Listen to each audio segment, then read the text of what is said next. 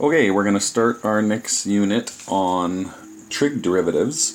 And so in this unit we're going to continue with what we did with our different trig rules, the chain rule, product rule, quotient rule, all of those. But now we're going to apply it to trig equations, and then towards the end of the unit we'll switch to log and exponent equations. So today, before we get going with derivatives and limits and all that stuff, we're going to just quickly review trig identities. So in Math 30-1, you would have used trig identities to solve equations, to simplify, to prove the identity, things like that. Where we use them in calculus mostly is to help make the derivative easier to be able to do. So instead of having, if you look at this title page, instead of having an equation that looks like that, secant squared minus 1, where we'd have chain rule, quotient rule, all that, if we could change it to sine squared, that'll end up being a lot easier of a derivative. So part of it is just to help us make the derivatives a lot easier to work with, but we also need to use our identities to help us solve limits. We'll kind of set up both topics today. So everything will be just basically reviewing, and all I'm going to do is do a couple of proofs with you just to sort of remind you how to work with trig identities.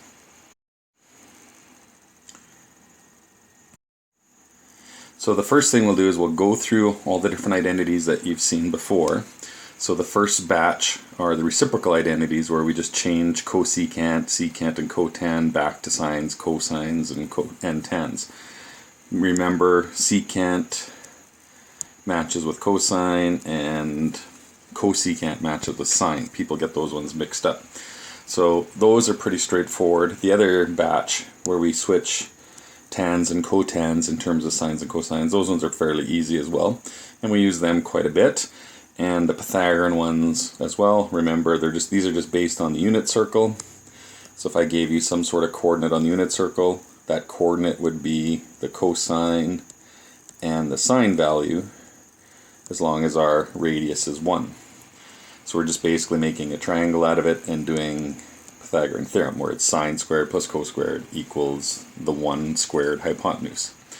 The other two Pythagorean ones are just basically modifications of the sine and cosine, where we switch things back to secants and cotans and things like that. So if I took this original equation and divide by sine squared,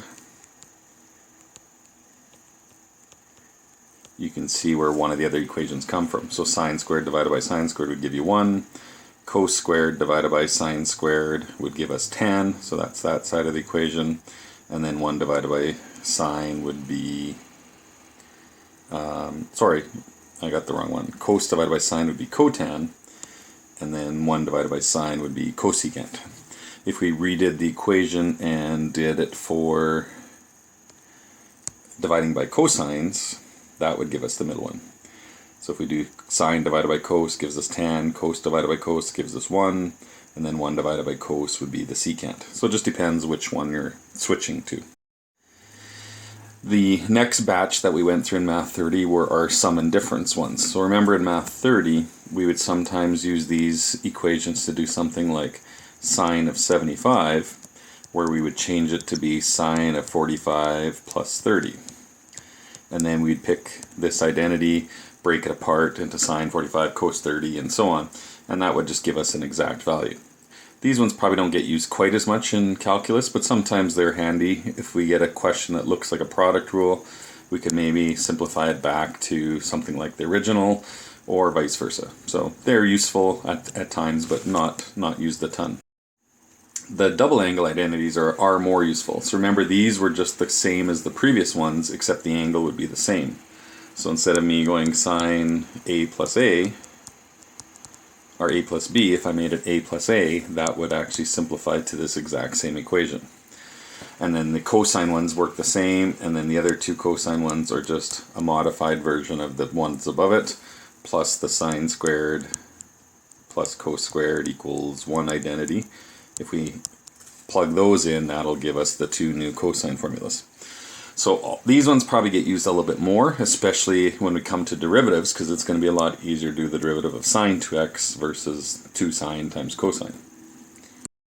So that's it for quickly reviewing what the identities were. Now we just have to apply them for certain examples. So all of the examples I have today are doing proofs. So remember, with proofs we want to change either the left side or the right side to show that they're equal to each other. Doesn't matter which side we pick with, doesn't matter if we work on one or the other or both, you just need to change them to show that they're equal. So let's start with this one. Let's start by using the reciprocal identities. So let's rewrite cosecant squared as 1 over sine squared, and secant is 1 over cos squared. So that takes care of that. And now we have two fractions being added. So let's try making them a common denominator. And so that means we would times the first fraction by cos squared, so we'd get cos squared times 1. The second fraction would be 1 times sine squared. So that gives us that on the top, and now we have another identity. This cos squared plus sine squared is equal to 1. That's one of our Pythagorean ones. So our left side, we could simplify it to 1 over sine squared, 1 over cos squared. Or we could put them together the way I did.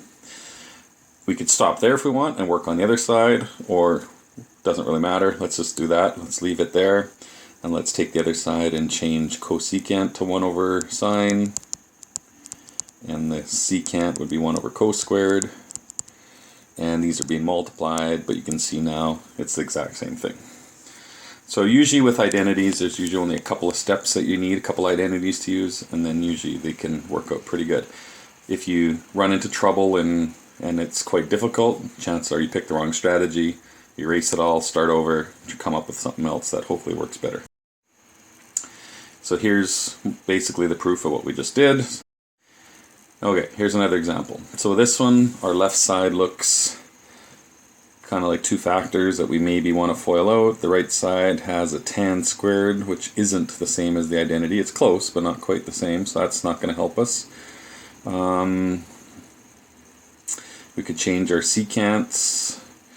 Let's try that. I think our best bet will be on the left side to try changing secant to 1 over cos minus cos, and let's write it over 1, just so we don't get our fractions mixed up. And then do the same thing with the second one. Let's try 1 over sine minus sine over 1.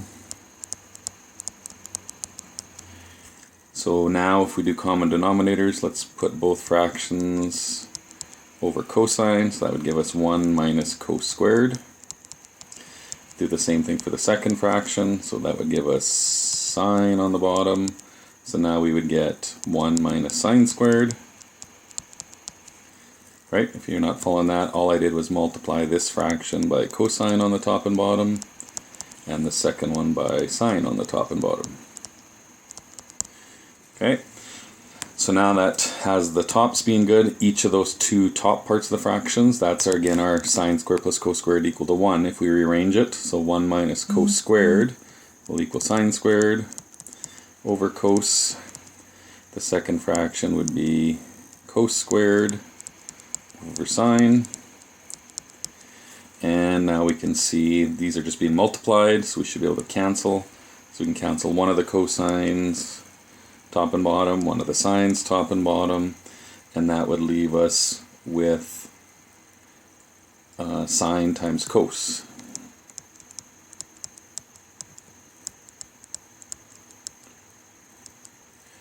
Okay, and that's pretty much as far as we can go on that side. So now let's switch to the other side and see what happens. So let's do the bottom 1 plus tan squared. That's an identity, that's secant squared. So let's do that first. So let's change the bottom to secant squared. Now let's switch to sines and cosines. So the tan would be sine over cos on the top. The secant would be 1 over cos squared on the bottom. Let's multiply by the reciprocal.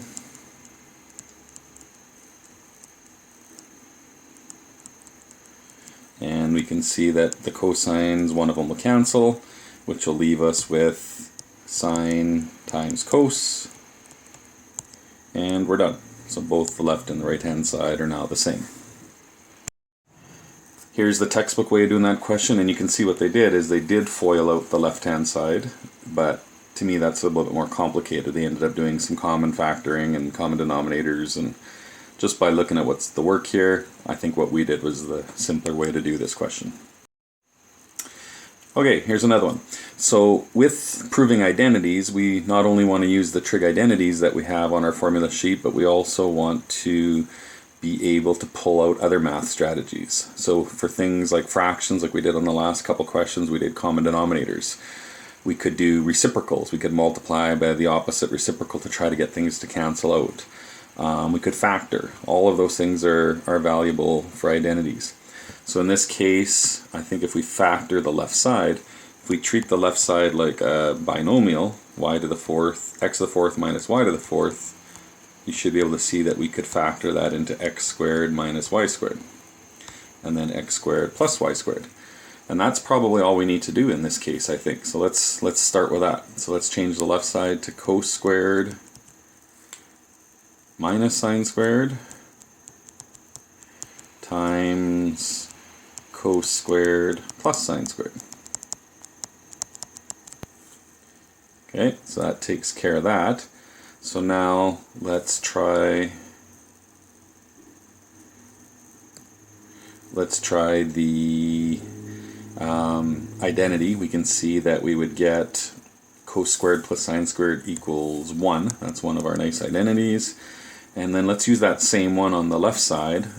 So let's change cos squared into 1 minus sine squared, right? That's the same as the one we just did. Sine squared plus cos squared equals 1. So if we rearrange it, that would be 1 minus sine squared. And then we'd have minus sine squared times 1, which doesn't do anything. And if we simplify that, 1 minus sine squared, and there's two of them, so let's just call it 2 sine squared. And we're done. You can see that already equals our right-hand side, so we don't need to do any other simplifying for either side. So that one worked out pretty easy. Okay, here's another one. We could possibly factor this as well. We could go secant x plus secant y and secant x minus secant y. It would probably work well, but I think in this case, let's try the other Pythagorean identity. And if you look on your sheet, secant squared is the same thing as 1 plus tan squared. So let's do that. Let's change both of these. So the first one would be 1 plus tan squared x.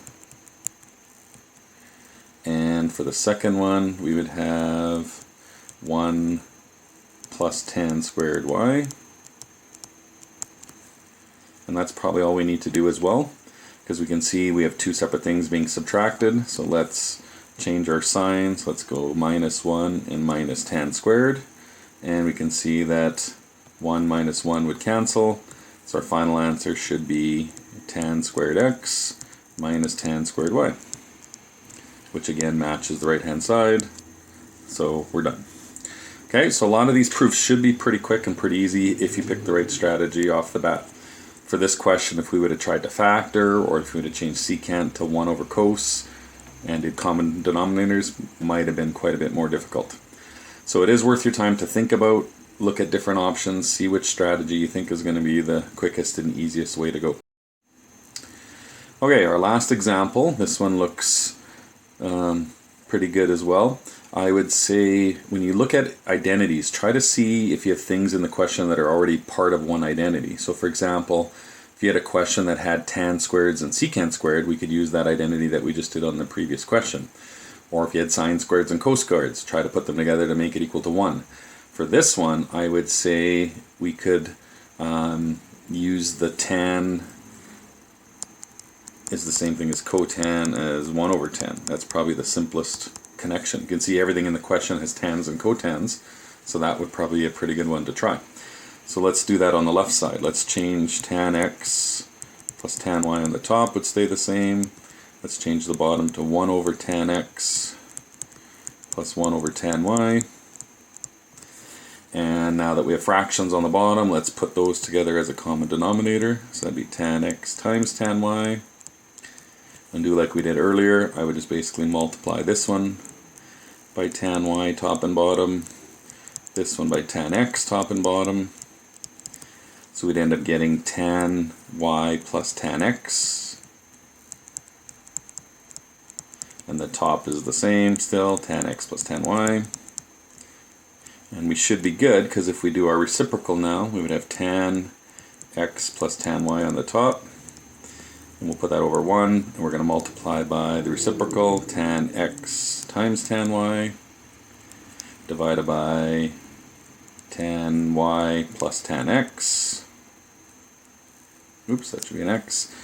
And we can see now that our top and bottom are the exact same, so we should be able to cancel them. Where did I mess up? Oh, it should have been plus tan x. Right, so the first one was tan x plus tan y. The bottom of the second fraction is tan y plus tan x. Same thing, they're opposite order, but doesn't matter when we're adding. So those should cancel, so we should just get tan x tan y as our final answer, which again matches our right hand side, and we're done with the proof. So that's it, just a quick lesson, a quick review of doing trig identities. That should be good to do your first review sheet, and we'll move on to trig limits in the next lesson.